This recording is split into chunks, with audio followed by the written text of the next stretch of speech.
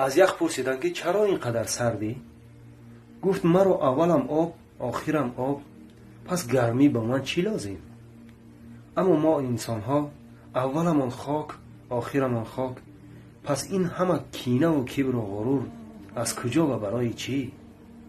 ما باید با یکدیگر کینه نورزیم، زیرا کینه از سینه بدر کن ای پسر، زی آتش دوزخ حذر کن ای پسر گفته‌اند.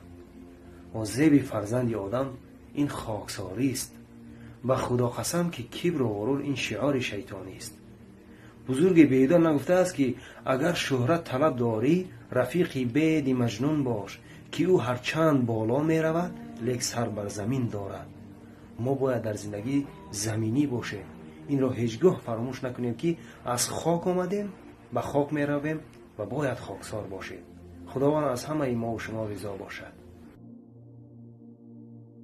سلام به شما. رسول اکرم صلی الله علیه و آله و سلام در یک حدیث مبارکشان می‌فرمایند که هر نفری از امتان من گناه یک نفر را ببیند و او را بپوشاند، فردای قیامت در محضر پروردگار در نزد بندگان خدا گناه او پوشیده می شود. و به همین معنا هم حدیث دیگری وجود دارد که حضرت می‌فرمایند همه امتان من بخشیده می شوند الا بجوز پرده‌دران. پرده‌دران یعنی به معنای کسانی که گناه یک نفر دیگر را فاش می‌سازند. حضرت علی در کتاب نهج البلاغه نیز می‌فرماید که دنبال گناه دیگران مروید تا خداوند گناه‌های شما را فاش نسازد. من واقعا جانبداری میکنم از آن گروه جوانان وطن دوست و وطن پرست که کوشش میکنند شأن و شرف و آبروی ملت ما پس زده نشود.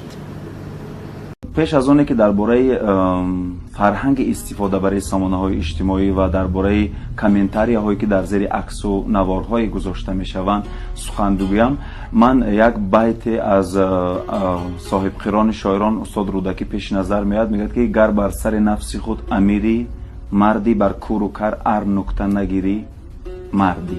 یعنی ببینید که بابای رودکی به ما وارثان خود 1150 سال پیش نصیحت کردن، وصیت کردن، شعر نوشتن که ما ملت تاجیک باید ملت خوشگفتار باشیم، بر کور و کر نکته نگیریم و مردی هر مرد هم در اون تجسم یابد که وقتی در جامعه یک کمبودی رو میبیند او رو از راه مصالحت آمیز میخواهد که حل کند، نه از راه تحقیر، نه از راه توهین، نه از راه تنقیح.